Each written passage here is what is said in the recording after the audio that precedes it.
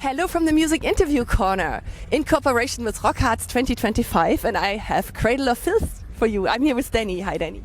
Hello, how are you doing? Guten Tag. Oh, wonderful. You speak German? Nein. Nein. Oh, doch. No. In English, no. Why do you speak German, or is it just something you picked up on tour? I pick all kinds of things up on tour. Yeah, I won't go into that, but... So German wasn't the worst of them? No, not at all.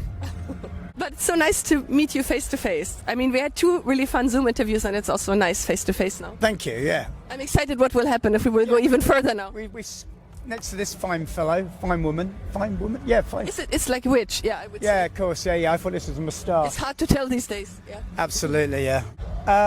Yeah, I was just keeping out the sun, so I'm huddled next to her for shade. I was also sitting in her shade earlier. Oh, okay, yeah, she's good for shade, yeah. How does it feel for you to play at ROCKHARZ today? Very cool. It's the second leg of our summer sort of excursion. Well, yeah, second leg, then we go to South America. And yeah, I like this place. I've played here 3 or 4 times now with Devilman and Cradle. And I couldn't believe the last time I played here was like 8 years ago. It seems like it was only yesterday. I really like, the countryside. It reminds me of, especially with the witchcraft and everything, reminds me of where I'm from in England, Suffolk. It's very similar. But yeah, the festival looks like it's grown a lot. Always good memories from here. So yeah, very much looking forward to playing tonight. Got a good time slot as well, sort of about dusk, which is obviously sits very well with us as a band. Not too hot anymore. It matches your music when it's getting darker throughout the show, right? We played Finland last week, and fortunately it was a little cooler, but we were on at like 6:15. But obviously the sun doesn't set this time of year in Finland, so we're practically going on in daylight. And yeah, I always think I'm going to bring my sunglasses with me on stage. I've had to do that several times. It's not the best environment to see Cradle of Filth, You don't want to see 6 piles of dust, do you? No. You have to come in the Finnish winter, when we have 30 days of night. Yeah, the Fimble winter. Yeah. How do you keep up your energy on tour, especially when you're exposed to so much sunlight in South America and here? How to keep up the energy on tour? Yeah, especially when you're exposed to so much sunlight. Very, very hardcore drugs, intravenously dripped into our veins. Okay. Yeah. People believe that there's some hidden clues in the artworks of your albums, and if you find them, they can lead you to secret fan clubs or unreleased material. There was, yes. There was at one point. Yeah. I don't know if that's still active or not. We always leave little clues and Easter eggs everywhere, little nods to see if anybody picks up on them. And I have some funny would you rather questions. Okay, cool. Yes, so would you rather be trapped in a haunted mansion with... Stop, fine, that's what I want to do. That's what you want to do? Okay, wait, then I still have to check what I wanted to say. What was the rest of it? Would I like to be stuck in a haunted mansion with Scarlett Johansson? Yes. Oh, Scarlett Johansson, okay. No, the exact, maybe that's an option too. Then that's option 3. But would you rather be trapped in a Victorian mansion with vampires who only want to discuss classical poetry with you, or with werewolves who are obsessed with knitting? Oh, what was the second one? Werewolves who are obsessed with knitting. Oh, the vampires, definitely. I do like werewolves, but and I dig graves. They're cool as well. But knitting, no, I'm all fingers. Okay. And there's another one. Would you rather like to spend a night in a crypt with skeletons who tell dad jokes, or in a castle where all the suits of armor come to life, but they are terrible dancers? We'd have to be in armor, wouldn't you? I can't imagine it'd be very graceful. I'd prefer the castle for the setting, but I'd go with the crypts and the dad jokes and was the skeletons. Yeah. Yeah, absolutely. Yeah. I make no bones about that. In our first interview, we talked about your collection of unusual objects. Yeah. And I heard something like an urban legend that every British singer of a heavy metal band needs to own at least one medieval sword. It's like a law. Is that true? I don't know if it's law, but it's probably true. Yes, I do have a medieval sword. I also have a medieval dagger that was gifted to me by none other than Nicolas Cage's son. Oh. Yeah, I guess so. I mean, yeah, like, fucking, what is, sorry, swear. There was a bug. Yeah, sorry. I know, I keep getting them all over the bloody shop. That's why I tied my hair back. I know, mate. It's like I had my hair down. It was just like, felt like bugs were clawing all over me. Yeah, I guess so. I mean, it's a sort of quintessentially English thing, isn't it? I suppose. Swords and sorcery. And if there was a zombie apocalypse, who of your band members would survive the longest, and who would be eaten by the zombies within the first 5 minutes? It's hard to say. I'd probably say our bass player Daniel would be the least to be eaten. Not only because he's the thinnest, but because he spends a lot of time climbing. So at the first sign of anything, he goes up a mountain. I think first as soon as he got here, he went up that hill to go and look at the monument. But yes, the first sign of a zombie apocalypse, the first thing he would do without invitation would be go up one of the mountains in Scotland. So I dare say he would be the last. I'd probably be the first because I just can't be asked, running away. But that being said, I wouldn't want to be a zombie because all that walking. Oh yeah, and you can only walk very slow. That sucks. Yeah, just be a lot of walking, it seems. It's like, I'm not into that. And maybe a serious question for a change. How and when was your first encounter with the works of H.P. Lovecraft?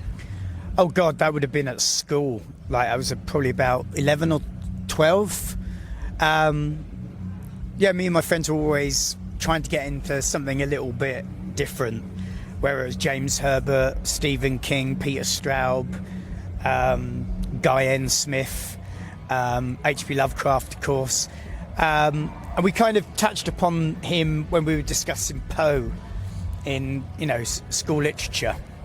But H.P. Lovecraft was kind of self-discovery thing, I guess, and then I passed it around friends, and I just remember there was a particular trip that we took to, a school trip where we took a ferry across to Amsterdam, and I remember reading one of the omnibuses on that trip, like a collection of his stories. So yeah, it would have been about 11, 12, that sort of time. Cool. And do you have a favorite book or story that he wrote? I like The Hound. I like the language in that one, and it's not too long. Some of his works, a little tongue-tie, in respect of they could be shortened down a little bit. But I really like The Hound. Obviously, I like the classics as well. Dunwich Horror, Colour Out of Space, and The Mountains of Madness, etc., etc. Colour Out of Space is also my absolute favorite. Yeah, did you see the movie with Nicolas Cage? Yeah, but he was always overacting, right? I felt the overacting so much in this movie. He's always overacting, that's Nicolas Cage, that's his point. But yeah, I enjoyed the movie, it was very well done. Me too, I really liked the movie, and it also really scared me in some way. Okay, I always get scared, but yeah, it was a great movie. What is your favorite movie of all time? Favorite movie of all time? Oh, I'm really bad at this. Would have to be something like The Empire Strikes Back or Coppola's Dracula. I'm a very big fan of that. Just a massive horror movie buff. I love horror movies in general, but something about that struck a chord when it came out, which I liked because I was a massive Hammer horror fan before that, and obviously Universal Monsters. So a big Dracula fan, but that kind of reinvented it for me. Had a real vibe of one of the earlier Draculas as well. Oh yeah, and last time in our last interview we talked about The Screaming of the Valkyries right before it came out. Yeah. And now it's out. How were the reactions so far? Amazing. I think it's one of our biggest selling records. Bar Nymphetamine, which was selling, I think that did 800 and something thousand, and that was when I knew about how much it was doing, and obviously that was in a time when people were actually buying records. But yeah, it's amazing, and we're already well into writing the next record. We're due to go into the studio in January to record a follow-up to it, and we've got some killer songs on there. And before you ask, yes, the Ed Sheeran song is going to be on the record. Oh cool, yeah, that would have been my next question. Wonderful to hear. Yeah. Is there anything you have never told anyone in an interview and you would like to tell me today? I can't think anything off the top of my head. I haven't told anybody, no. I haven't said that I had a shower to anybody yet. I had a shower this morning, and those showers over there. You're the first to know that. Oh, good. Thank you so much. And the showers are actually great. I can They really. actually I was are on the girl showers. But They are actually very great, and I mean, their great. praises. Yeah. Yeah, really cool. Like power settings and everything. If someone would make a movie about Cradle of Filth, what genre would it be, and who would play you? I mean, genre is probably obvious, but. Well, yeah, genre would be obvious, and I would like to think it would be Johnny Depp. Oh, Johnny Depp. Yes. He If played vampires before. Yeah, if I had a choice, you did ask. Yeah. And who would play your bandmates? Maybe we put Scarlett Johansson for Zoe, just so that you have her somewhere around you. Yeah, of course, yeah, absolutely, yeah, and then I could spend a lot of time looking at her nice bottom, which I can't do anymore because I'm engaged to be married, so I'm not allowed to look at any other people's bottoms. Although I think my partner would probably look at Scarlett Johansson's bottom a lot anyway. Anyway, enough about Scarlett. Yes. I mean, I could talk all day about it, to be honest. The only reason why anyone would go and see the new Jurassic Park movie. No, I'm confused. I'm thinking about Scarlett Johansson's bottom now. No, I'm so sorry. I don't know. Just come on. I guess some other people. People of that ilk that are befitting of my band. I can't think of anybody. Perhaps just loads of people I really like. Like actors. Gary Oldman for a start. Oh yeah. Is there something you like in particular about this festival here, about ROCKHARZ? I really like the countryside around here. When I played here with Devilman and Cradle, we stayed in one of the villages, one of the medieval villages close by. I just loved it. Always good weather when we play here. Always good bands. Always Overkill. Overkill always playing every time we're here. No, I just think it's one of those festivals that's just not too busy, not too small. You can get around it. It's people are really chilled. Yeah, I think that's the definition of it. It's a chilled festival.